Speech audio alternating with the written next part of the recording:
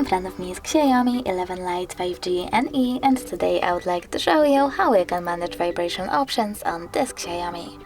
First of all, go into settings. Now scroll down, choose sound and vibration over here, and now scroll down again. Then you can click on the switcher next to vibratory ringing to turn on or off vibrations for incoming calls.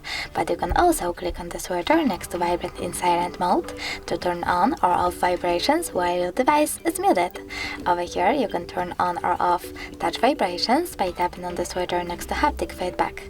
If you decide to enable them, you can also adjust intensity by swiping left or right.